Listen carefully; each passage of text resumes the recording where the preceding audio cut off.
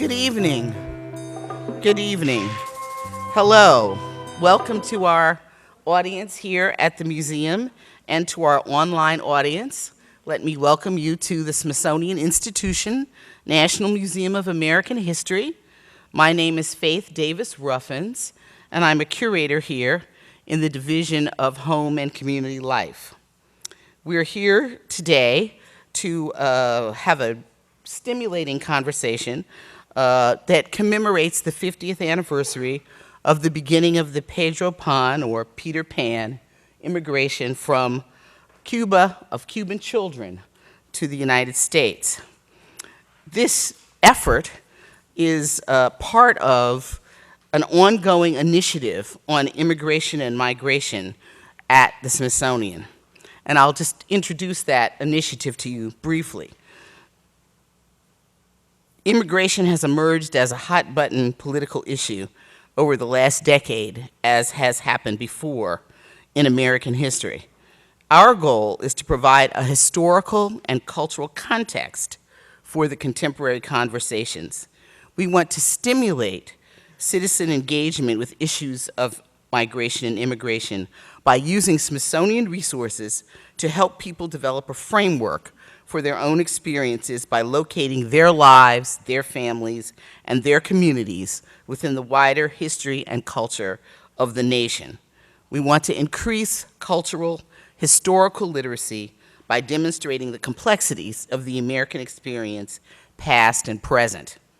Sometimes when one prepares a folklife festival or an exhibition, people say, "Can you summarize what you want to do briefly?" So I can actually summarize this in 10 words. I gave this to myself as a challenge.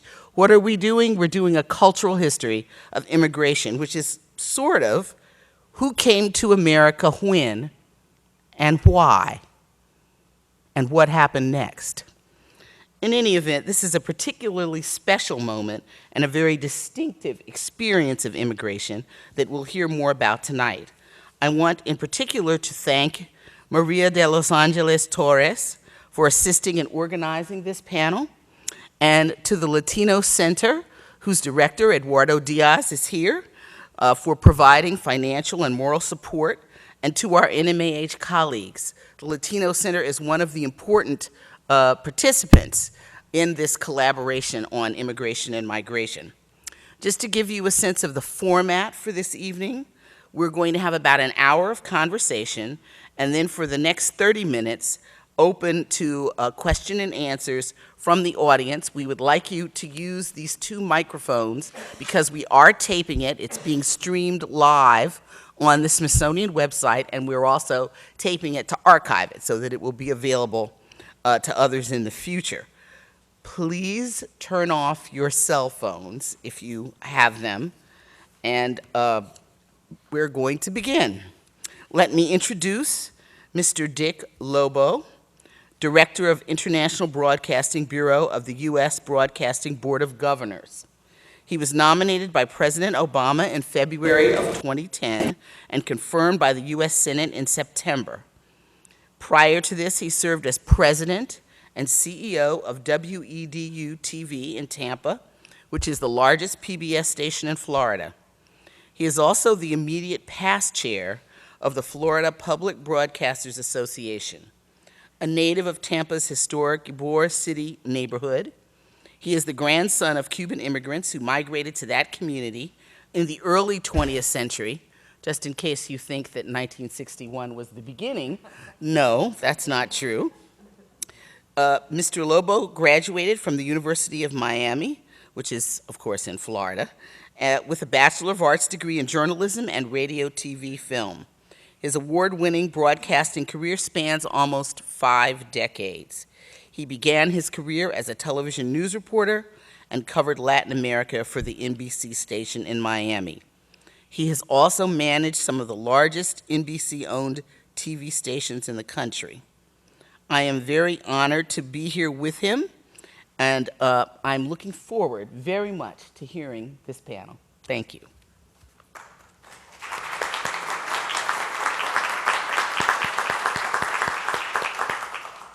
Thank you so very much, Faith. And thank to the Smithsonian Latino Center. Thanks for having us here tonight. Thank you to the American Museum of American History and the National Museum of American History for hosting us. We're delighted that you joined us. We're excited about tonight's panel, and we're going to hear some incredible stories, we hope.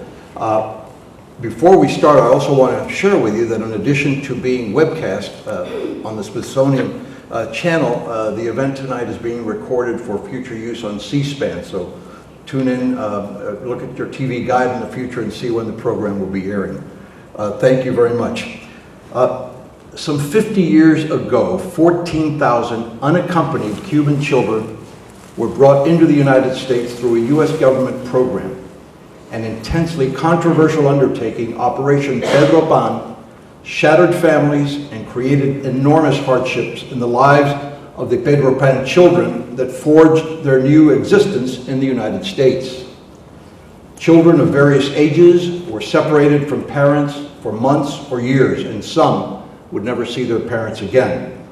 They struggled with learning a new language, understanding a new culture, and a foreign way of life. But many adapted to their new surroundings, took advantage of their new adventures and opportunities made possible by their parents' agonizing decision to part with their children. And this evening, we have a panel of scholars and activists with us that will share incredible insights into Operation Pedro Pan. First of all, we have Emilio Cueto and Eloísa Echazábal. Both have incredible stories to share about the adversity that they have faced and the challenges they have overcome. Emilio left Cuba in April of 1961 at the advanced age of 17, and he continued under Pedro Pan until the age of 19. Eloísa arrived in the United States with her younger sister in September of 1961 and spent 9 months under the care of Pedro Pan. Also with us this evening are scholars Maria de los Angeles Torres and Jackie Bhabha. Maria is the author of The Lost Apple, Operation Pedro Pan, Cuban Children in the U.S. and the Promise of a Better Future, and she currently serves as Director and Professor of Latin America and Latino Studies at the University of Illinois, Chicago. Jacqueline is not a Pedro Pan. She's in fact born in India and raised in Italy. She is the Director of Harvard University's Human Rights Program and has published extensively on issues of migration, refugee protection, children's rights, and citizenship, including co-authoring 3 reports entitled Seeking Asylum Alone that addresses unaccompanied and separated child asylum seekers. Nena, you are a Pedro Pan. You were sent out of Cuba by your parents at age 6, and you've also studied this incredible event and written extensively about it. I'd love for you to start off tonight by kind of putting the history of that movement into perspective and maybe telling us the framework of Pedro Pan, please.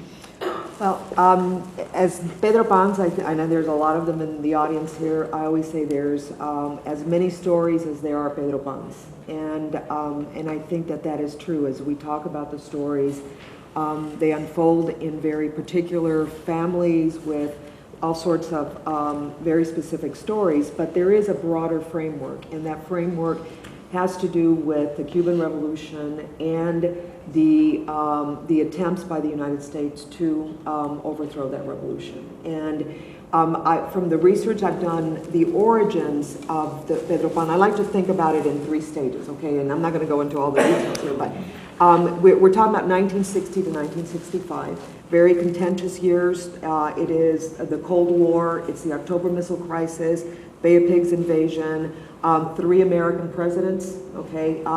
So they're very charged times. And the first stage is when the United States decides that they want to overthrow the Castro regime. And they authorize military plans. Part of those military plans included the evacuation of children whose parents were fighting in the underground. So the initial program was going to be for 200 kids. The parents were afraid that if they were caught or if they were put up to a firing squad, what would happen to their children? There were also young men who were involved in this who were facing firing squads. After Bay of Pigs, that program ends, and the people who had been asked to take care of the kids, Father Walsh and the Catholic Church and others denominations think that it's over. But at that time, repression in Cuba is increasing, and at the same time, the pressure on the part of the United States on the Cuban government is also increasing, and people have no way to get out of Cuba. There are visa waiver programs for adults and for families, but there's also the visa waiver program that was put in place for children becomes the quickest way to leave. And from Bay of Pigs to the October missile crisis, the bulk of the children leave. The October missile crisis, at that point, there's 8,000 children that have not been reunited with their families because children would claim their parents. They needed security checks and children did not. But in 1962, both governments effectively shut the doors. And there's 8,000 children that Cuba does not let return, and the United States does not permit the parents to come in.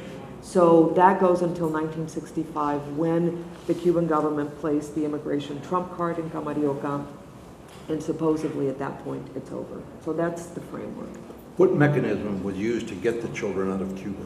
Well, I think there were many, but it's precisely a visa waiver, if you can think about this in the context of the Cold War, where the State Department gives a priest the authority to waive visa for children, which is sort of extraordinary. But there were many groups within Cuba. Initially, Jim Baker, and Chris Baker, his son is here in the audience with us, was the director of a very progressive American school in Havana. They had fought against Batista, and then when democracy didn't come, they started fighting against the Castro regime, and at that point, he is helpful in trying to get the kids out. When they're arrested, when his group is arrested and they have to leave, it's the Catholic Church that steps in with other opposition groups, but mainly it was the women in those opposition groups that sort of took care of getting the visa waivers out to the kids. Now, who involved the Catholic Church in this operation? Well, we know for sure it was the State Department because that Father Walsh has told us. At the time, there was multi-agencies that were involved in the Cuba project, and if we think about the origins of the program being the war against the Castro regime, there were multiple agencies: Defense Department, U.S. Information Agency, the CIA, the State Department. All of them were involved in this. What happened to most of the children when they came over? Maybe you can tell us first about your personal experience, but what have you heard about what the majority of children went through when they first landed in Miami? Yeah, I mean, I think that I'd like for the Pedro Pan to talk about that because, again, I think the stories are very different, and we don't really know. I mean, we know of many of the successful stories. We don't know of many others who perhaps did not have the success. And some of the children ended up under the care of the Catholic Church, going to holding camps, and then being placed throughout the United States. It was a time where child welfare agencies had decided that orphanages were not good. And so they were placing out orphans that were in orphanages to foster homes. So there were these huge, gigantic orphanages throughout. Many children ended up in those. Others ended up with foster care. And the experiences are from very loving families to horrible, sexual abuses. Jackie, you're a renowned expert on unaccompanied minors being separated from their parents in different situations. What can you tell us about your feelings regarding what the Pedro Pan children must have gone through back during that period? I think that there's some similarities or commonalities with all these separations, where the children actually travel unaccompanied or separated. In other words, they travel with other people, but not their own immediate family. I think there's always certain elements of loss and trauma and terror, actually, that children experience. But as Nina says, there's a whole spectrum then of reactions. Some children are resilient, maybe because of the family circumstances they come from, maybe because of their own individual personality, and they survive and they make the best of it and they go on to have a productive and healthy life. And others have great difficulty overcoming the sense of loss. I know that in my own research, having done interviews with unaccompanied Chinese children smuggled into the States, into New York, you get the same range of different responses. Some children who are really still struggling with why their parents ever let them go or sent them in the first place, and desperately homesick, and others who are determined to be successful and determined to integrate and to make the most of the opportunities. So I think there are many different reactions, but I think it's fair to say that one can assume that all the children will have had moments of great terror and anxiety as they encountered this unknown world away from the parents who cared for them initially. Sure. First of all, I'd like to add my thanks to the Smithsonian Institution for giving us this opportunity. I'd like to go back to the beginning of the program. Yes, it was created by the United States government because they were the ones, the State Department had to allow and give Monsignor Walsh the permission to sign the visa waivers. But actually, it started with the parents in Cuba, because they were the ones that first came to Jim Baker, the headmaster of Ruston Academy, and said, we need to get the children out of Cuba. Some of them were in the counter-revolutionary movement, and they were afraid that if they would go to jail, what would happen to their children. So they wanted to get the children out. The ones that were not in the counter-revolutionary movement saw the repression that was beginning to take place in Cuba.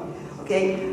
The main reason my parents wanted to get me out of there was because they saw how they were losing the ability to say how we were going to be educated and how we were going to be brought up. Now, some parents had already started sending their children alone to friends, to distant relatives, and a lot of the Cubans had already started leaving the island to go to Miami. The Catholic Church realized this. I mean, they even saw children that were going from one home to another home and decided that they had to do something about it. They went to the United States government and said, we need funds to take care of these children and these Cubans that are coming. The United States government sent representatives to Cuba, to Miami, to study the situation, and that's how they provided the funds, and that's how the visa waiver program started.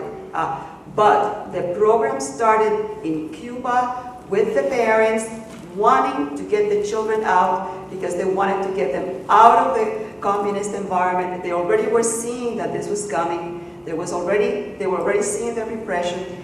Catholic schools, between 1959 and 1961, when we came, my sister and I came, our schools that were Catholic had been closed. They were taken over by the government. All of the other Catholic schools had been closed and taken over by the government. All the other private schools that were not religious had been taken over by the government. So we had no school to go to. I was present in the school, in my school, when the militia took over. This was in 1961. I saw them coming in, going in and out of all the rooms, and that was the last day that we went to school because our parents didn't send us anymore. So they began, and they thought that the communist government was not going to last long. They never thought that it was going to last. So they wanted to get us out of there. For the months we did not go to school. We were like locked up in the house. And if anybody in the government found out that we were not being sent to the government schools, who knows what would have happened to my parents, because it had been happening. They would come, that would take you away. So I would say that it started in Cuba with the parents. The United States government, the Catholic Church in Miami reacted to that, and maybe the United States government thought that, it was a good idea to do it, to help overthrow Castro, whatever. But I think it was a win-win situation. If they did it for their own good, countries make decisions not based on altruistic reasons. They make decisions based on national security, politics, economics. If they did it for their own reasons, they helped us. They helped the parents in Cuba. So it was a win-win situation. But I don't want to make it sound like, for example, and another subject, we can talk about it later. All of our lives were not shattered. We were young. Children are flexible, are resilient. We went through hardships like we would have gone through them in Cuba, of course. we were in our own country. But if you ask most of the 14,048 Pedro Pans who are grown up like we are now, if they're happy, if their parents sent them away alone to the United States in the Pedro Pan program, most of them, I would say 99%, maybe 95, whatever, will say that they were happy. Yeah. No, I don't think. I don't agree.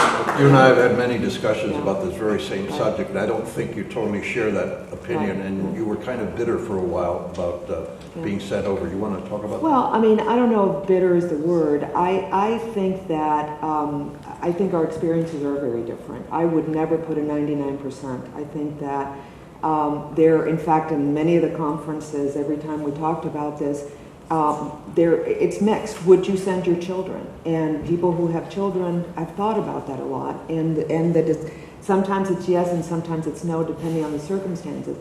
I think there is a very important question we need to ask of policy. I think most parents of Pedro Pans, given a choice to come with their children, would have come with their children. And that's my contention, that this was a policy that it grew for many reasons, including the United States, including circumstances in Cuba, including personal circumstances in families. It kind of mushroomed in a way that there were other visa waiver programs where entire families were coming. Why one only for children? And that's a policy question. If the family was in danger, if the children and families were in danger, why not create a mechanism that allows parents to come with children? So I think that's more the perspective that I take away from this, because it was a decision that was made, and it was a political decision. And to that extent, and this is not to minimize the issues that parents were going through, the fear that they had, the real fears that they had, the humanitarian perspectives that the children, that people taking care of the children. Even Monsignor Walsh, later on in life, when the Guantanamo children, remember they were detained in Guantanamo, a couple of politicians in our community started saying, bring the children out like Pedro Pan. Monsignor wrote a letter saying, we have learned, where possible, we should never separate children from parents, because immigration in particular is very, very fragile. And what happens today may not be here tomorrow. You let the children in thinking the parents are coming in 2 days, something happens in government, I don't know, 9/11, Monica Lewinsky, whatever, and the policy changes. So I think that's the I have something short to add, and I promise I don't mean to take everybody else's time, but just something short. In the first 2 years, between 1959 and 1961, I came in September of 61. I think a lot of the parents during those first couple of years were not ready to leave Cuba yet, mainly because they thought that the communist government was not going to last. They didn't want to leave right away because they had elderly parents that they didn't want to leave behind, because they had businesses that they didn't want to just get up and leave them, because they were hoping, they were pretty sure that the children would come back, once the whole thing would blow over. So I would say that a lot of the parents, even if they were given the opportunity of a visa waiver to come with the children or to come, later soon, would have preferred to wait. That's my opinion, and that's what I have discussed with other Pedro Pan, especially the first 2 years. Emilio, you had a unique experience because, as you were telling me earlier, you think you were one of the oldest Pedro Pan children to leave. You were 17? I was 17. A high school student or a graduate of high school? I had already graduated from high school. Graduated. I So think you that makes came. me the only one, or one of the few Pedro Pans who came from Cuba with a high school degree. So, quite unlike Nena, who was 6 years old, just barely started school, you had finished your education. So you had a different perspective on this whole thing. Tell me, I asked you if you were afraid, and you said absolutely not. Well, first of all, because I was 17, I was more involved in the decision of coming to the U.S. than younger children. So it was a more of a shared strategy in my case. I do agree with Eloísa.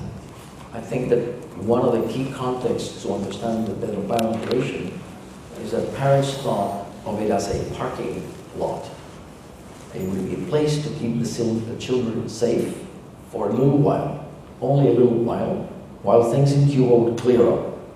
Because of past history of Cuba, the presence of the US loomed very large in the politics of Cuba. And the United States had intervened in the past in Cuba whenever trouble was in the making, especially if it affected US interests. So my feeling and my recollection at the time is that people thought that the US would not allow a communist country 90 miles away from the shores of the US. And as a result, it was only, for the parents, it was a question of what do you do with these children before the apocalypse comes around and the American planes start landing here. They did not land, but an invasion force trained by the Americans did land on April 17th. So clearly the thought of many Cubans, some wanting it, some fearing it, did materialize in some fashion. And I think parents were worried what to do with their children. I also agree with Eloísa that many parents were not ready to leave Cuba for many reasons. One of them is that they themselves had parents, which they couldn't leave their parents behind. I mean, I met many people in that situation as I was growing up.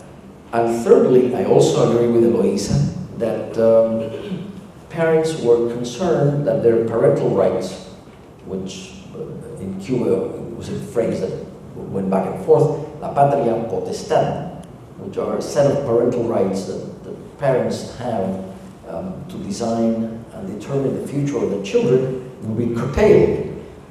A lot has been written about the patria potestad, and my take on it is this. The same way that in landlord-tenant law, there's something called constructive eviction, whereas the landlord doesn't really throw you out, but creates the conditions such that you have no choice but to leave. I would argue that the laws of Cuba were such, and the way Cuba was heading was to a constructive laws for the parents or the parental rights. Parental rights mostly dealing with education, dealing with where to live and how to travel. And in fact, I would argue that very soon in the early history of the revolution, parents lost those rights over their children. Parents lost the right to educate their children in private schools because they were confiscated on June 4th, 1961. Parents lost the right to send the children abroad because of all the laws of Cuba, and parents lost the rights to move wherever. So even though the government did not take away the patria potestad of the parents, they effectively took away most of the decision-making powers of parents. So I do think that is the context. In my case, my family wanted me to leave Cuba, and I was planning to go to Spain, and then I visited. I was going to try to get the visa to go to Spain.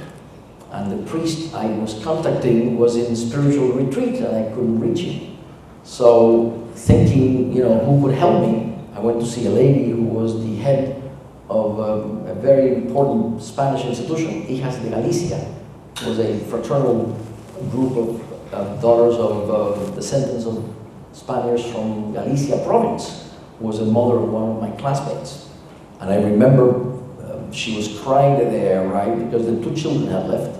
She herself had parents who couldn't move, and I asked her to get me my visa, if she could help me get the Spanish visa. And she said, well, why do you want to go to Spain? And anyway, so she said, you cannot go to a little aldea in Spain, and what are you going to do there? Where are you going to study? So she said, if you promise not to ask any questions, I can get you to the US. And I said, well, how does it work? She said, it's okay, bring me your passport, and I'll take care of it.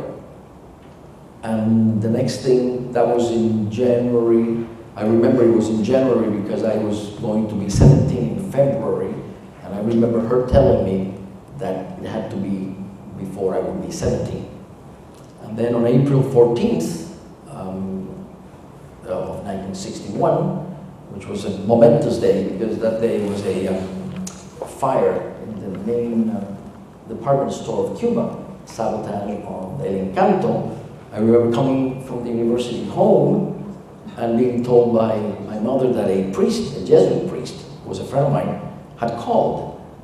And I mean, he was a friend, but he usually didn't call my house. So I went to his house and he said, here's your passport. You have a visa to go to Jamaica, but you're not going to Jamaica. The plane is going to Jamaica after he drops you in Miami. When you arrive in Miami, you say, I am whatever, I forgot the code, and that's it. So that was April 14th, and my plane was scheduled for April 17th. Lo and behold, April 15th came, the invasion started sort of moving around, and on April 17th, invasion came, airport closed, and I finally left on April 26th. So, and I arrived, there were 2 social workers at the airport, an American and a Puerto Rican, so that she would be fluent in Spanish and handling the conversation. I was the only one of the Pedro Pan group, and I was sent to a place called Kendall, where the Ursuline nuns were taking care of the girls, and a Cuban family named Bruna were taking care of the boys. Emilio, that was 1961. April 27th. Tell us when you were able to go back to Cuba and maybe see your parents. Well, in my case, unlike other cases, my mother never left. She had other problems, my sister. I mean, many things complicate departure. Then after 62, the airport closed. And then my mother got ill, and finally she never left. And in 1973, my mother suffered a thrombosis, and she almost died on that day of July of 73. And on that day, I started a long-term campaign, turned out to be long-term, to try to go back to Cuba and see my mother before she died. It took me 4 years and 4 months for the Cuban government would give me a visa. And they just didn't give it to me. I had to extract it from them by all sorts of letter writing campaign, a campaign almost to threaten with a hunger strike. I was living in France at the time. I mobilized the entire French parliament and intellectuals. I mean, it was a 4-year ordeal. So eventually, 16 years after my departure from Cuba, I returned and I saw my mother. She was by the time paralyzed and blind, but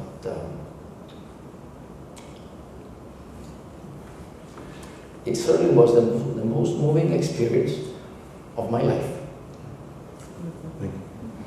Nina, did there come a time when you decided you wanted to sit down with your parents and have a heart-to-heart about what was their thinking, why did they do this to you, and you tried to extract to them and try to understand their reasoning?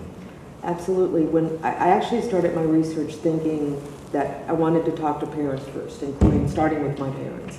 And, you know, maybe it's because of the way that we were raised, or, I mean, my parents were also involved in the anti-Batista struggle, and then became very involved in the anti-Castro struggle.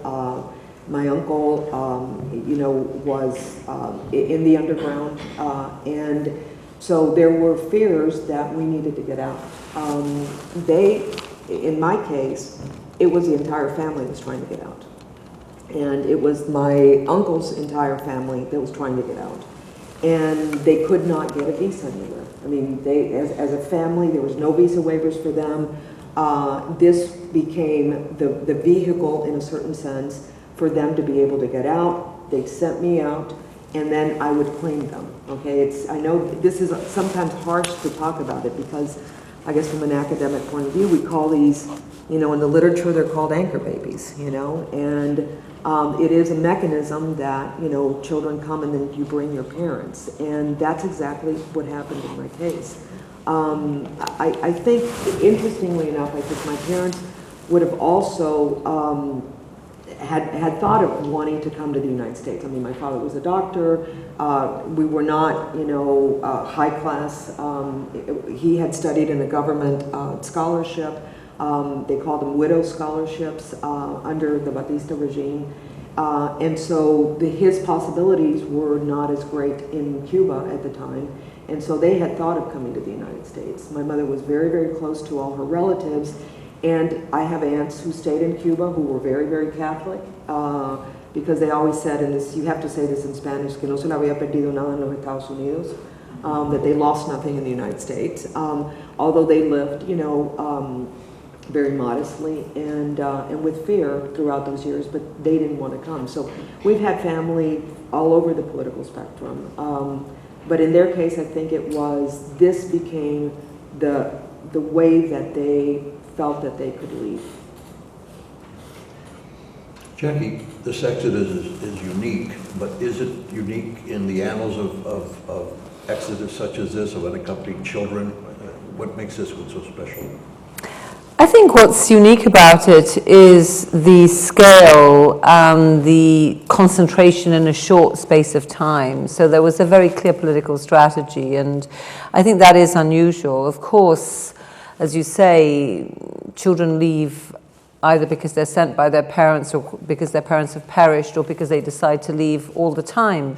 And even as we speak now, there are between 8,000 and 10,000 unaccompanied children in the US who are in government custody, so to speak. So, and many of them actually not as fortunate as those who went to loving foster families. Many of them are in forms of shelter, which is really a euphemism for detention. So, yes, unaccompanied child migration continues, but it isn't typically as organized or on the same scale. I think that there are many commonalities, though, as Nina was saying, this question of, the tension between the agonizing decision that parents make about whether to send a child with the hope that you're going to reunify or whether to send the child as a sort of parking lot, to get them out of danger, or whether to get a child themselves to make the decision, which sometimes happens with older children. All those strategies still exist. So if you think today, for example, or in the recent past, many Afghani parents sent their boys away just to make sure they weren't recruited by the Taliban. Thousands of Afghan boys showed up in countries they'd never even heard of, like Australia, just to get out. And today we're seeing this, children who are leaving the Middle East, some of them drowning in the Mediterranean just in order to be safe. So these dynamics continue to happen, but not in the same concerted pattern, I think. You only were separated from your folks a couple of 9 months. months? Right, just 9 months. I was lucky in that sense. But what I would like to mention is that I did not mean to lessen the unhappiness and the uneasy situations that we Pedro Pans had to go through, some more than others. And even though I say that I'm super glad that my parents sent me away from the youth groups that were being indoctrinated through all the repression I was going through,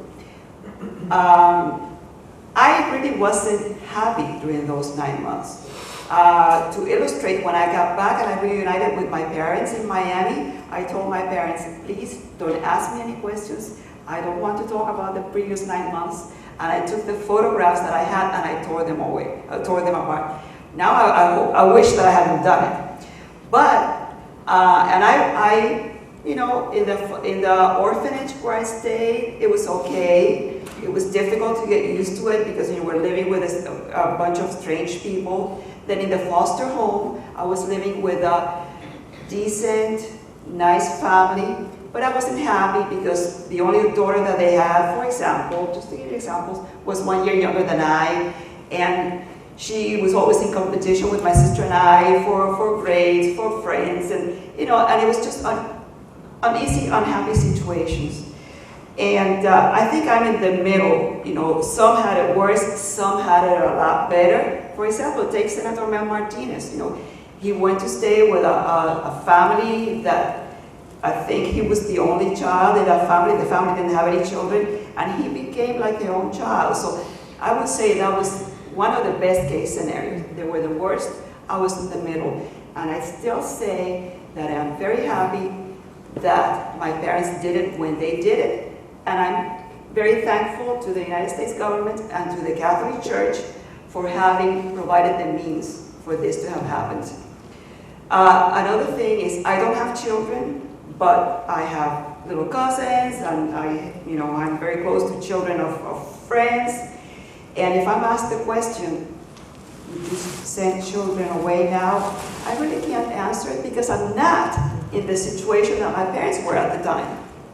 You can never tell unless you were in their shoes. That's right. So, Emilio, Eloísa talked about tearing up some photographs that had bad memories. You told me about tearing up some letters. Could you relate that story to us?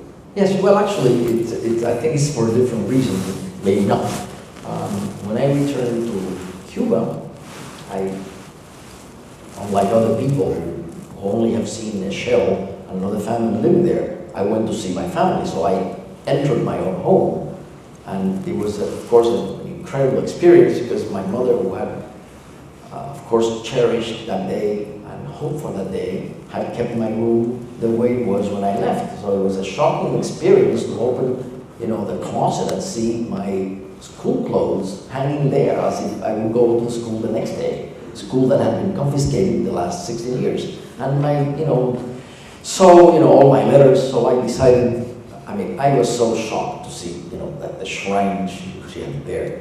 So I took all my letters. I regret it today because it would have been a source of my own thinking at the time. But I tore them apart and I said, forget it. Now I'm here. We've reunited. The past is the past, so there's no reason to keep these letters anymore. And I'm sorry because it would have been, first of all, it would have documented my own thoughts of the time. Although I have a good memory, and as I left at age 17, my Pedro Pan experience is very clear in my mind as to dates and everything that happened, because I was older, and of course this marked my life. I would also like to say, as to the anguish, is that there are several kinds of anguishes in this operation. Even though I was very lucky, I left Cuba. I was asked at the time whether I had any preferences to where to go. I decided, being a Cuban, with a Cuban mentality in which the capital is a marked contrast with the rest of the cities, I said I want to go to the capital. And they said, to Washington, D.C.? I said, yes. So I ended up in Washington, D.C. I didn't think of New York or Chicago or Los Angeles or anything. So even though I ended up at the university here, at a dormitory, I didn't go through a terrible foster parents or orphanages or anything. My anguish, and I was, studying, it was an adventure, it was a very wonderful moment in my life. Nevertheless, my family was in Cuba. So I was very concerned about what was going to happen to them. And I particularly remember, and I think Rene, who's here, was my classmate at the time, I remember on October of 1962, at that social center of the university, watching the missile crisis. And I said, oh my God, I'm in Washington, D.C., certainly a target, and my mother is in Havana, another target. So, we both are going to be blown up, or certainly one of us. So the anguish, and another type of anguish, as time went by, the letters I would be getting from Cuba would become nonsensical. I would not understand the language. I didn't know what was going on. And my mother would say, tu hermana está marcando en la oficoda. I had no idea what the marcara oficoda, the language, so the anxiety of saying, what are they doing? What are they saying? So I ended up watching Soviet movies in the theater so that I could at least tell them to go to see something, because I couldn't tell them to go to see The Sound of Music, because they would never see that. So I remember going to see The Adventures of Tsar Sultan, which was a rollo. But at least I could share something with them. So my experience is a little different, but the fact that I felt that I was being disconnected by the minute of their experiences, because we lived in two different planets. And then going back to how this plan was formulated and how all this came about, what role did the CIA play in all of this? Well, we don't quite know because there's no smoking gun, okay? What we do know is that the Cuba project, like it or not, the CIA was in charge of the Cuba project. It is in a State Department indexing system early in 1960, not December or January, that there is an entry for unaccompanied minors from this particular part of Latin America. So it comes a little earlier than parents, you know, I think all this feeds into it. I mean, I think when we study immigration generally, we need to understand what's going on in the place, what's going on in the place they're coming to, because it's a very complicated global transnational movement of policies on many, many ends. In April, like I said, there was only less than 700 minors had come by April 17. It was initially thought of as a very small program. I don't think anybody had in mind anywhere that this thing was going to mushroom to the way that it did. So I think that it's very contained. There are questions between April and October of the missile crisis, and again, I do question U.S. policy as well as Cuban policy, because it was the United States that shut the doors. And there is a huge paper trail all over the Johnson administration where the children themselves are asking Senator Paul Douglas to bring their children out, asking the UN. The UN offers to pay for the flights of the parents, to negotiate their exit, and the United States responds by saying no. And I think that we need to figure out, I guess, a more balanced perspective to understand all the forces that were at play. At that point, there were 8,000 children waiting to be reunited with their parents. This was the missile crisis? Well, missile crisis is 62. We're talking all the way to 65. There's 3 years there where there is what trumps children's needs, because there is a perspective, I think, that children are resilient and can do that. But in reality, at least psychological literature tells you, the younger you are, the deeper the trauma is. And so children, we have this idea that they're resilient.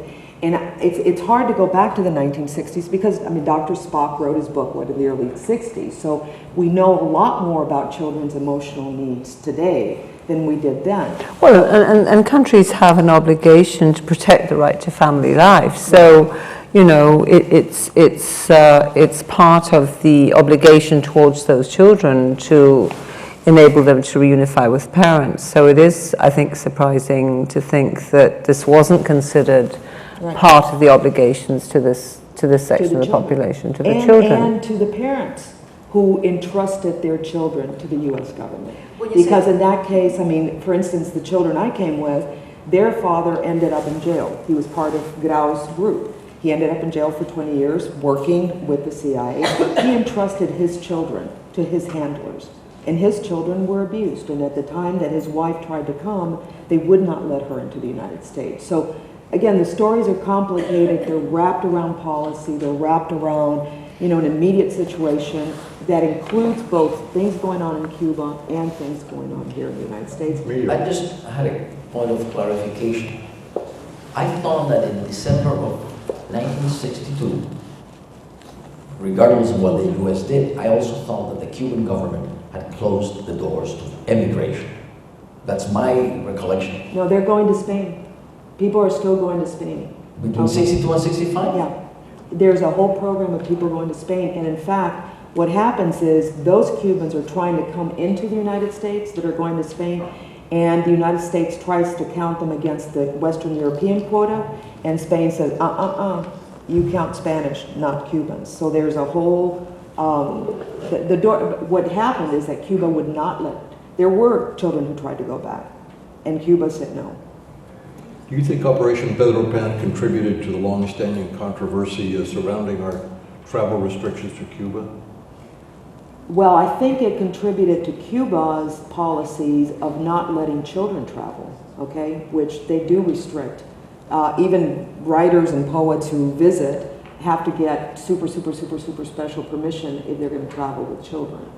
I think that the travel You mean from Cubans, Americans going to Cuba? Both ways, yeah. You know, I don't think it's just Pedro Pan. There was 300,000 Cubans who were here with other visas. I say we came in with visa waivers. We came in with funny papers. I mean, we came in with papers signed by International Rescue Committee, you know, by a priest, you know, in the middle of the Cold War, anti-Catholicism in the United States.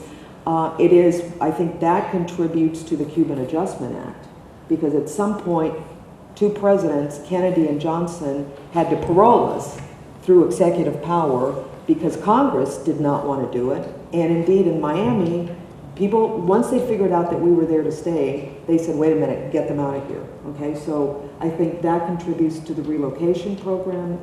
In fact, when Pedro Pan's parents came, they were not allowed to bring their children to Miami. They had to go out to where their children were at a certain point. Not all the time. No, not at a certain point in about 63, 64, in 65, I'm sorry, when parents come, the children that are in different places, they don't transport them to Miami. That's why we have Cuban communities in Dubuque, Iowa, parents wanted to stay in Miami with their relatives. And local officials there were resistant to having the concentration of Cubans. What do you think of America's travel policy right now to Cuba, this administration's policy? Well, I personally think it's a violation of U.S. citizens' right to travel, which is made more strikingly, glaring, the contrast between allowing Cuban Americans to a large degree to travel and non-other Americans. I think that as an American citizen, I think that I have the right to travel everywhere, and I think that should be such an important right that only with the highest, it has to be approached in a way that you limit it only when the highest degree of danger to you or to the policy of your country. So at this point, maybe at some point you would say, there's a tsunami in Japan, you ask people not to go. But denying the right to travel an American citizen, I think that's preposterous. I think it's an unconstitutional thing to do. What do you think, Eloísa? Well, I'm not privileged to the reasons why the United States makes those decisions. So I know that they have to think about their national security and politics and all that. So I have no desire to go to Cuba while the communist regime is still there.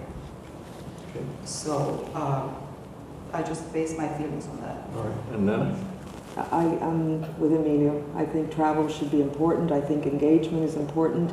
I think that the more that not only Americans but Cubans realize that there's many Cubans in Cuba who think exactly like we do, okay? It brings down the tension, and it actually, I'm convinced that it's Fidel who doesn't want us there. Because every time in the last 50 years that it looked like the United States was about to normalize one aspect or another, Fidel did something calculated to make sure that it didn't happen. So at least for those who advocate the policy of no engagement, I would suggest look at who's really benefiting in a certain sense from that policy. Eloísa, you mentioned Senator Mel Martinez as Yes. one of the success stories of Yes. Pedro Pan. Who are some of the other well-known Pedro Pan children?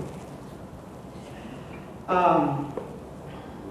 Well, mentioned- locally in Miami, I don't know if there's singer Willie Chirino, there's developer Armando Codina, and maybe later in the question and answer period, Well, some of our Pedro Pans. You have the two bishops Yes. of Cuban origin. One who was just promoted from auxiliary bishop of Miami to bishop of his own see in St. Augustine, and auxiliary bishop of Brooklyn, Monsignor Octavio Cisneros. So those are two young Cubans who, reached high levels in the Artist, Ana Mendieta, Yes. you know. And those are the well-known people. But there are thousands of Pedro Pans who are successful, who are professionals, who are Eduardo Padron, the president of MiamiDade College, whom you know. He's a Pedro Pan, super successful and wonderful person. What he has done for MiamiDade College and for Miami education is just And you mentioned earlier there was one Pedro Pan that ended up with a very wealthy family. Yes, this gentleman ended up with a very wealthy family who had a lot of connections and managed, I mean, he told me the story and I couldn't believe he managed to get a plane to go to Cuba and take his parents out of Cuba in the middle of the 1960s. So that was a very lucky break for this Cuban who ended up there. And of course, other people, I have a friend in New York who ended up terribly in an orphanage in Staten Island. I don't think he's ever recovered from that experience. So you know, it's unfortunate that it's like life. You know, life hands you certain opportunities and they don't to others. Jackie, something a lot of people don't know about it, after the 2010 earthquake in Haiti, there was an operation called Pedro Pan, started to try to help orphan children leave the country. What do you think of a movement such as that, modeled after this one? I'm very ambivalent about it. I think that there's a lot to be said for humanitarian interventions that try to place people, particularly children, in a place of safety to avoid the chaos that happens after an emergency. But I think that's not the moment to precipitate adoption or to precipitate permanent changes of custody in the chaos of an earthquake or a tsunami or any such natural disaster. So I think that those attempts are often well-intentioned but rather misguided. And in fact, the sequel to that particular operation was that all sorts of mistakes emerged. Children who were supposedly orphans turned out not to be orphans, and parents were looking for their children. Supposedly checked arrangements turned out not to have been checked carefully, and so some of the placements failed and the children were then abandoned. So I think it's a salutary tale, and it's one we've seen again and again. We saw it after the tsunami in South Asia. Many people might remember the incident on the Darfur-Chad border when a misguided French group went to sort of rescue Darfurian children, and again there was an outcry. So I guess my conclusion is that there's a lot to be said for trying to target aid swiftly and professionally where it's needed. But those are not the moments in which you think about adoption. Well, the first hour has raced by. A lot of provocative information, a lot of outstanding stories, incredible information. Thank you very much, panelists. And I think it's time to open up the microphones to the members of our audience. We have microphones on either side of the auditorium here. So if you please go to the microphone and identify yourself, if you would, and then address your question to any of the panelists. Over here first. Yes. Is it working? Yes. Yes. Jorge Ponce. There was an MSNBC program, Operation Pedro Pan, several months ago. And one of the Pedro Panners made the statement that Emilio touched on tonight, that the trigger for the Pedro Pan operation was attributed to the CIA spreading rumors that the Cuban authorities were going to do away with the Patria Potestad. There was another Pedro Panner on that MSNBC program, Yale professor Carlos Ayer, who said that there was not a scintilla of evidence showing that the CIA was involved. So I was wondering if the panelists could comment. Eloísa, why don't you go first? Well, I think that the CIA was involved. I mean, it's part of the United States government, and the CIA is the organization that deals with most of these international issues. But in my case, I'm sure that my parents heard about the rumor of the proposed patria potestad law. But even if they hadn't heard about it at all, they would have made the same decision because they were living the repression. We already, were out of school. They had lost the ability to decide how we were going to be educated and brought up. So even if they had never heard, and also they knew that in other countries, when communism took over, one of the things that they did was to take away the children from the parents. So even if they hadn't heard about the rumor of that law, they would have made the same decisions.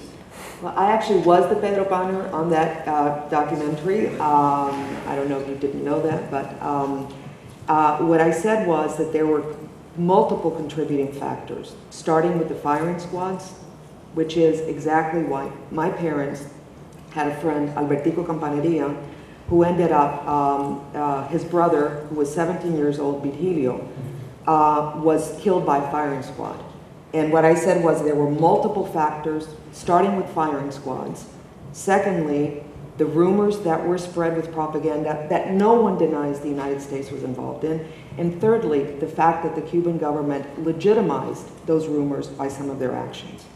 So there's a multiplicity of factors that, at least in that program, I respect Carlos Eidi. I think that he has done a wonderful narrative in his own work, but I don't think he has researched this. On this side, please. My name is Margaret Perez. I'm the curator of Latino history and culture in this museum. So I really welcome all of you. It's a very interesting discussion. And of course, in an hour, you cannot really contextualize everything. What it's interesting to me about Operación Pedro Pan versus Pedro Pan that it has not been talked about is the issue of class and race. I mean, who were these children, from which class did they come from, and mostly what color were they from and why? Because we know why, at least we know, why the revolution happened, and we know the conflicts that were happening in Cuba much before 1960.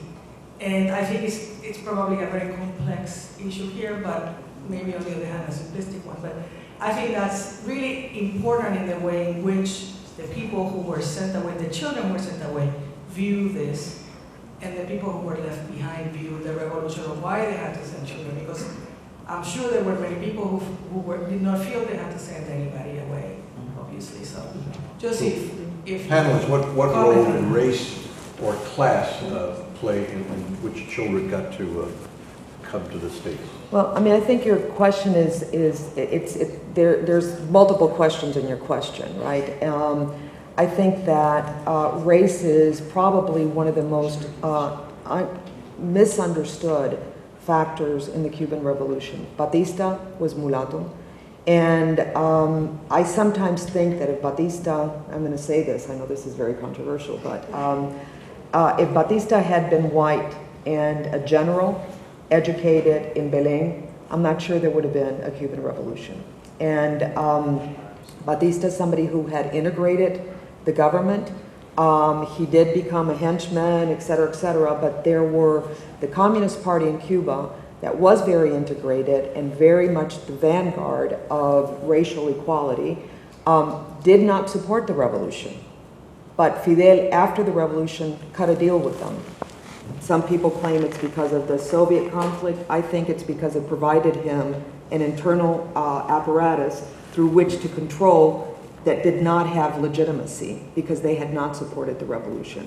There were policies that were made that ended up helping initially redistributing some of the wealth, but this operation, in part because it is done through the Catholic Church, it does reach a more white Cuban audience, if you will. But in terms of class, already by '62, there is a much more diverse class of kids coming in. The very, very rich sent their kids out to Switzerland, okay? Or left, with them ahead of time. So this is more upper middle class. And already by 1962, I would say it's also working class. Yes, Agree? I do. Yeah, but I do think that your question is very important, and I think it had to do with the way that the network. I don't know. I mean, I've read the books and I know some about it, but the way that candidates were recruited or ended up there tended to favor white middle-class Cubans. A lot of the school networks, people who were in private schools, by definition, were better off than people in public schools. People who attended Catholic schools, which is, I think, one of the networks in which the operation ended up being organized. Also, so I remember being in Kendall, which was the parking place in Miami when I arrived, and I do not recall any black person there in the entire camp. And I remember 26 of us were sent to Vermont to study English before the beginning of the school year, and all of us were white, although in the US some of them might be darker, and someone might object to the whiteness. But in my mind, we were all white. Maybe I'm not white, but or a Cuban. I mean, I remember being one day at Howard University, and some poor Cuban said, "I'm white," and everybody laughed. So, But if I can jump in, I mean, remember, the Cuban Revolution was also led by upper middle class. Oh, absolutely. white. So it wasn't, we can almost see this, and I do think that the disillusionment were people who felt that they were betrayed by a revolution that they had supported. And it was the lack of elections and the use of firing squad, which no Cuban constitution after the Spanish colonization had death penalty. So I think that those were things that contributed to a disaffection of precisely the class that had supported that revolution. Question on this side, please. Thank you. My name is Jay Castaño. When I came, I was Jesus, but now it's Jay. When did you come? I arrived on the 7th of April, 1962, and I went directly to Kendall. Thank God, because I was very scared of Matecumbe. The code word, Emilio, was, I want to see George. oh, okay. And George would be waiting for us at the airport. And there was a camp in Kendall? Yes, correct. I had never attended a Catholic school or private school, so I am a second generation refugee because my father left Spain in 1935 due to the Spanish Civil War, and he decided to stay in Spain. 3 of his brothers went back and stayed in Spain, but he met a beautiful lady, my mother, so he stayed. But a lot of people have asked me throughout the years, how come over 14,000 kids left? Where was the Cuban government and the authorities at the airport? Didn't they know that this was going on? And it's been a question in my mind for many years. I started reading a book that was just published about 6 months ago, The Exile Experience. This was published by the Miami Herald. And as I was reading it, it really blew me away where Carlos Eire, the Yale professor, he interviewed Carlos Franchi. Carlos Franchi was a very distinguished journalist in Cuba. So I would like to get a reaction from any of the panelists where Carlos Eire interviewed Carlos Franchi, and before Franchi passed away, he said, how come all of you who were part of the propaganda machinery in Cuba let all those children leave? Are you going to tell me that no one in the government really knew what was going on? And he said, yes, sure. Who could have missed it? And then I asked why the authorities had allowed it to go on. His answer knocked me off my feet. He said, because anything that helped destroy the bourgeois family was good for us. He replied, smiling. Comments? Well, you know, I think it rings true, and Carlo Franchi had no reason at that point to say something untrue. Also, I suppose there's another reason. The country the government was changing its orientation, as many of the audience here knows. The government started in a democratic path, and at some point in the 1960, 61, it veered off in a different direction. On April 16, 1961, the government, Castro, on 23-12, declared the revolution to be socialist, and on December 2 of that year, he declared that he was a Marxist, and he would be so until the last day of his life. So the government was dealing with enough things, and to impede a child to leave would have created even more chaos.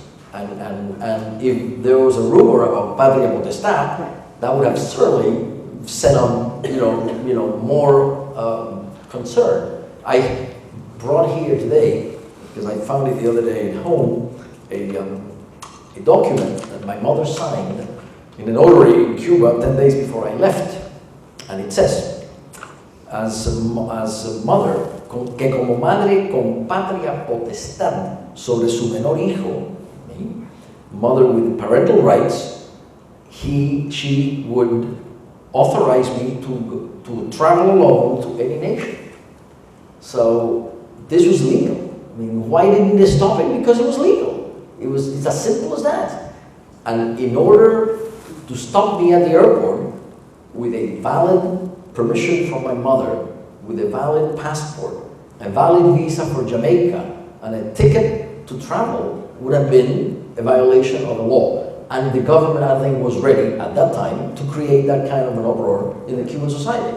That's my take. Yeah, I absolutely agree. I mean, they were up against, I mean, if they would have done it, then they would have fulfilled the fundamental. They would have said, here, we're taking it back. I mean, the letter from my mother says, interesting, que como madre con patria potestad. I mean, one of the attributes of patria potestad of my mother was to allow me to travel. So, if she wouldn't, then if the CIA started the rumor, or if someone did, well, here it is, self-fulfilling prophecy. Now, there is another, I think that, again, Jorge Dominguez from Harvard has always said that it's strange friends and enemies when it comes to immigration policy between Cuba and the United States, because I think initially for the Cuban government, they wanted to get the disaffected out, and this was a way of doing it. I've also had interviews with people who said that they were also allowing the children initially because that way they detected who was in the underground. So they could trace the people who were being sent out. Others have said that the numbers increased because that was a way of making sure that they couldn't detect them. So there's a lot of spy versus spy stuff around the question of why it is that the children were being let out. But up to, I think Cuba, again, opens doors when it's convenient and shuts doors. And the United States the same way. Over here. Yes, Rene Gonzalez. I left in May 20th, 1962. And I was neither brought here nor sent here. I decided myself. How old were you? 16. I have met many Pedro Pans, and I've asked them that same question. Did you decide, or did you participate in the decision, or did you share in the decision? And a large number of them have said yes.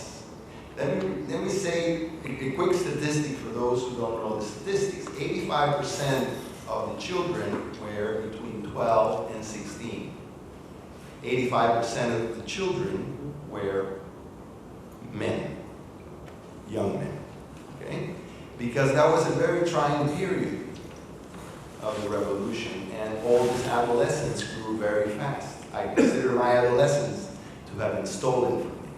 That was a trauma already before I came to the United States that I had. Okay? I can talk about my cohort of friends. When you think about happiness, we can discuss happiness in Pedro Pan's here. But when I think about my cohort of friends, the 20 friends that I had, maybe 3 were offered scholarships in the former Soviet Union because it was a very large program, in similar size, maybe 10,000, I don't have the right number, but maybe 10,000 children of my age cohort group. The generation that was still not adult, but that was already, had grown in freedom, had gone to good schools, had read many newspapers, all the newspapers were confiscated by that time. We probably will be the hard to adapt children, okay? That generation, 3 got scholarships. I heard of one who's never very happy after that. 3 left with their parents, 3 or 4 left with their parents. I don't have precise numbers.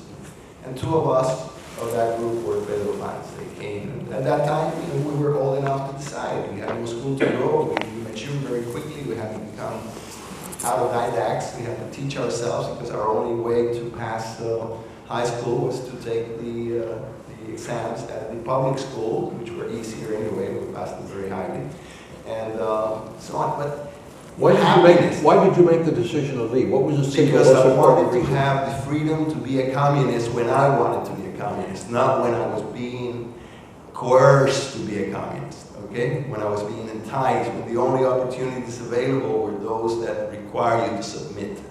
It is for those of my cohort group that had to submit, knowing enough that they were having to accept a dictatorship as 15, 16 years old. For those, I think they're probably unhappier.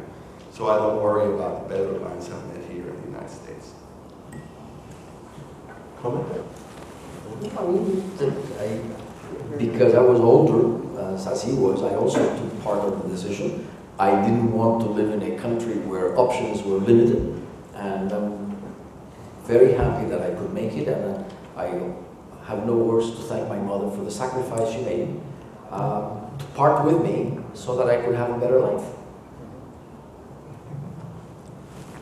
Thank you very much for all of you coming. It's on. Okay. My name is Rolando Jorge Estrada, and I became Rolando George Estrada. One of the things that the whole family Estrada thinks is that we're very grateful to the United States for giving us the opportunity to come. I left Cuba in August of 1961, and I'm not from the capital. I am from the inside. I'm from the mountains. I'm from Bayamo, which is now the province of Granma. Anyway, the point is that we came to the United States. We came to Kendall, and we were very fortunate to have family waiting for us in Miami to take us to New Jersey. Due to some bureaucratic things that happened, we had to go to the camp until we were clear to go to join our uncle who had been waiting. This period took about 2.5 months. Of all the people at the camp that I met, and I was at the time 12 years old, I can say that they were all quite well settled. They all liked it, but some of the kids had been there for quite a while. I was very surprised to see that there have been kids there that have been there 3 and 4 years in 1961.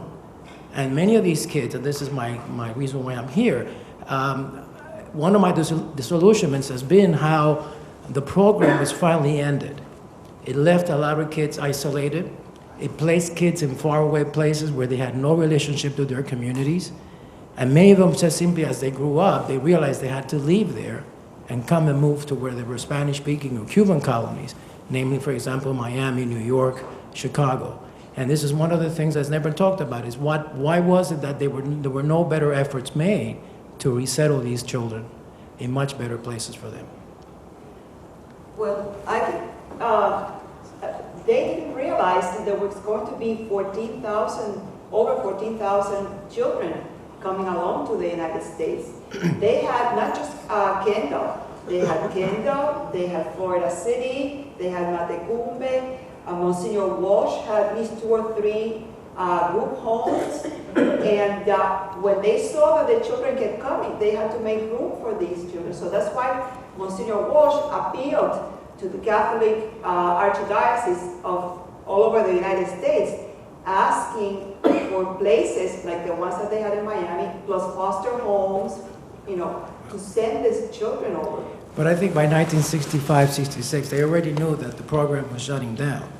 And yet there was very little provisions made for better resettlement of these families. They split children, they split brothers and sisters, they placed some in foster care that were, as was said earlier, I was in a foster care. terrible conditions. They finally had to escape in some cases and go to other places where they would feel safer.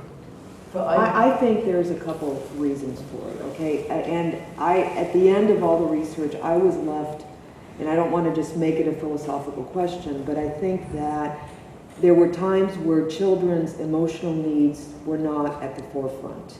And for agencies whose job it was to take care of the children, to not have a framework that was the most important, led to a series of decisions, including this quickness of where to place them, how to do it without any kind of real thought about it. It was never a scholarship program. That was, again, talking about code. People were told to tell Cuban officials that they were scholarships. It was never scholarship. It was under child welfare, not under education.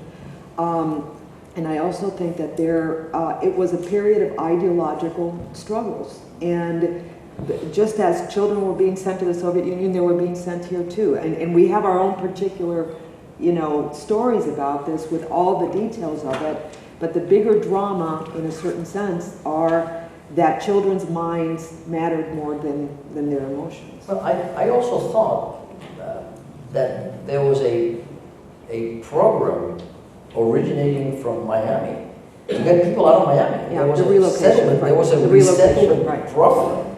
I mean, there's a little publication called Cuban Resettlement Office, and the idea was if you go out of Miami, you're going to get money and you're going to get somewhere. I mean, the idea was to avoid Southern Miami would not become what it eventually became. Everything was done to prevent what happened. So I think that, the least everybody would have in mind is to bring anyone who already had left back to Miami. So that's how I always thought, that was it. You ended up in Iowa, well, Iowa is as good as anything. No, but when you end up having groups of people in Fort Wayne, Indiana, which has terrible weather and terrible conditions, where there's very few Cubans, and never mind, there's so very few Latinos there at the time, 1961. But the melting pot didn't want you to be, with your people. I mean, there was an idea that you had to melt, and you had to be there and be an American. So why not? I mean, that's my take. It was an issue of resources too in Miami. I mean, most of these Cubans, when they were first arriving, they needed resources, and resources are limited. So one way was to try to find places for them in other places of the United States. We're running short of time. Let's try to get to the next couple of questions. Over here, please. I want to thank all the panelists for sharing their stories. My name is Ray Desarega, and I actually took a course at college with Professor Carlos Ayer, who everybody here has mentioned. My question is, given your experience as Peter Pan, when we had the situation with Elian Gonzalez, how did you view that situation given your experience as Peter Pan? Well, I can tell you mine. I wrote a letter to the editor of the Miami Herald, which cost me a lot of friends, saying that the same way my mother had the right to decide for me, I felt the father had the right to decide for Elian. So I was in favor of Elian returning. By the way, so was Father Walsh, but he didn't say it publicly. I mean, that was, to me, my mother's decision, and her patria potestad over me was the most important. And if Elian's father, it's up to Elian to reclamar a su padre eventually what he did. But to me, he had the right. I agree with you too. I'm in the minority. Most of my friends feel that that Elian should have stayed in the United States. But actually, I feel that if I could have done the whole thing over again, once Elian was picked up from the waters, he was taken to the hospital. Once they saw that he was healthy and fine, and the very first moment that the father said, "I want him back," they should have sent him back, because the father, asked for it. True, maybe the father was communist, maybe they of course, they were living in a communist regime, but why don't make all that big commotion about all the other children that are living in Cuba? I mean, let's free all of the children. But Elian's mother brought him to the United States. She passed away sadly, and his father said that he should go back. I thought that he should go back.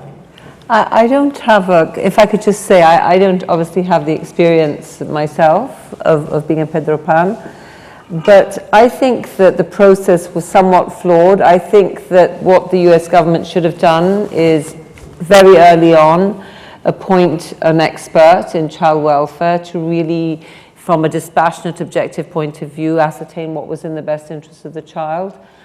My own personal view was, like yours, that the father should certainly have a right to assert his views, but really the obligation of the government was to find out whether this was an abusive father or a good father, to find out what the circumstances were whereby the mother had been able to bring the child, was the father consulted, had the child seen the father. So I thought that the process was flawed, and what should have happened was that a much fuller investigation should have taken place into what was in the best interest of this child before a decision was made.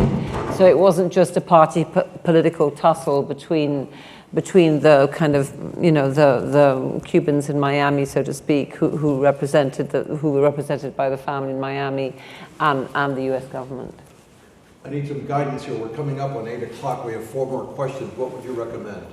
Just get all 4 questions, maybe, and... Want to try? All right, let's finish as quickly as we can with these 4. One on each side? Well, we can do all 4 if we can do them quickly. Yes, ma'am. Okay. Hi. I'm very happy you're all here. I know some of you. I'm Dr. Ana Gardano, psychologist, and I was with Emilio in Kendall. I also want to thank the Smithsonian for doing this. This is very important for us because we are part of American history. A couple of comments. There are some black Pedro Pans. I haven't met them.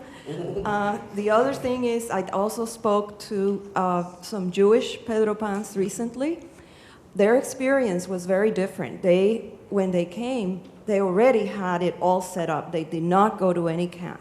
So because of the experience of the Jewish community, they already had settlement already prepared. So there was also a group for the Protestant children.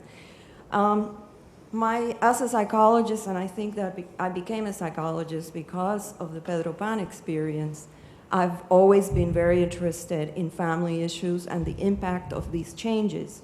And in my opinion, and the research I have done, it has to do a lot with the trauma that a separation from family and close family members like parents is. Now, the question is for any of you, but especially for Ms. Bhabha, because you have worked with other groups, and I wonder if you have any thoughts about the emotional impact of these experiences, not just on the Cuban children, but any child who is separated so suddenly and under such distress, whether it's war, whether it is the political situation. Do you want to take all 4 questions together? It might be quicker, and then... And the other comment I wanted to make is, if we're still talking about it in our midlife, it's because it did have an impact. All right, over here. Good evening, how are you? Thank you for actually doing this for the Smithsonian as well, thank you. My name is Jose Carlos Mandulay. I am a Peter Pan. And I came to this country on April 8. I was 11 years old. I didn't see my parents, Eloísa, for 7 years. Not 9 months, 7 years. By the time they came, I was 19 years old. And that was a very difficult experience for me. However, though, I am very pleased because I learned a lot through those years.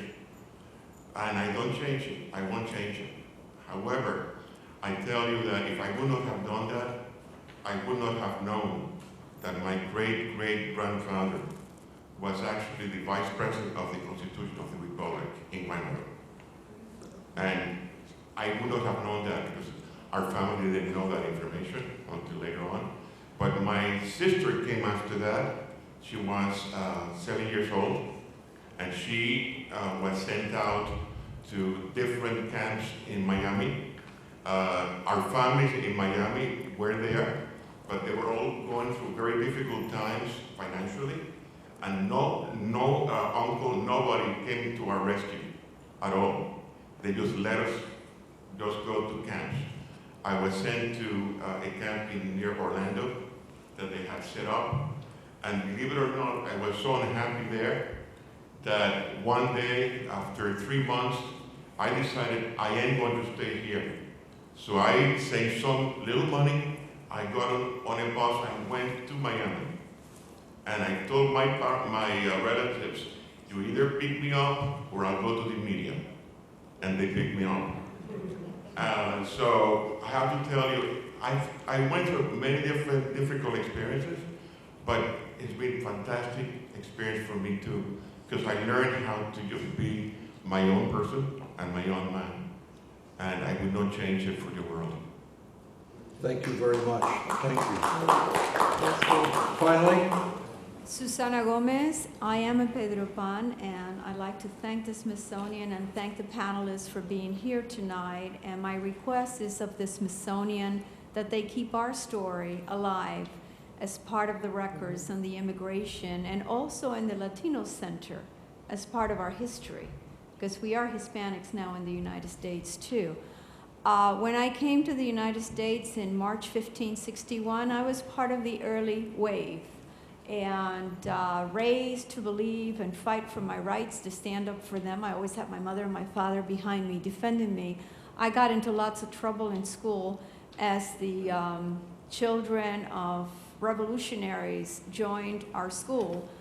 And so they moved me out of there to another school, and the same thing happened as they started to indoctrinate me. And my parents were wondering, what are they going to do with this kid that just doesn't shut up? I said, well, go to the Ruston Academy. Mr. Baker,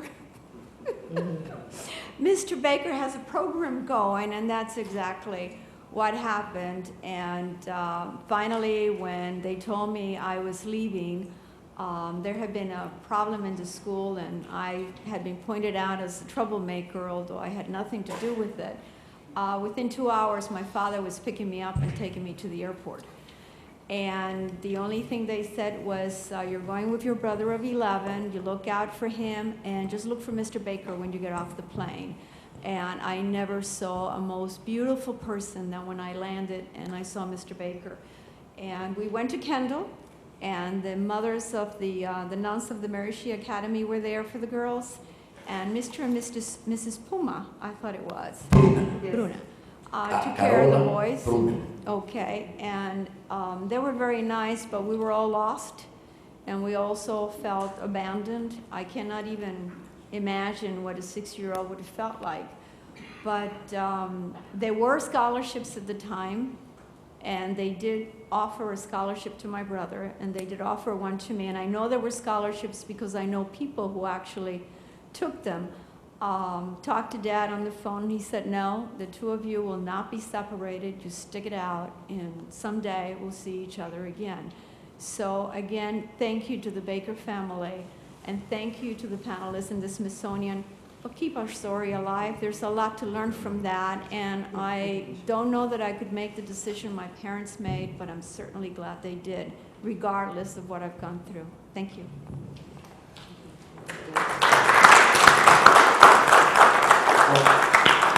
it's my hope that all of you have gained some valuable insight by listening to some of these incredible stories and bearing witness to what some of these folks went through. I want to add my thanks to Emilio, Eloísa, Nana, Jackie for being so patient and understanding of some of these questions and sharing your stories with us. Thanks again to the Smithsonian Latino Project and to the National Museum of American History for hosting us tonight. And thank you everyone for coming. We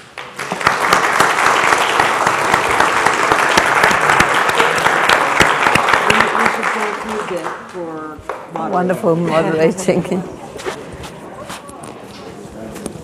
¿Ves? Yo no soy intolerante, yo tengo aquí muchas voces con distintos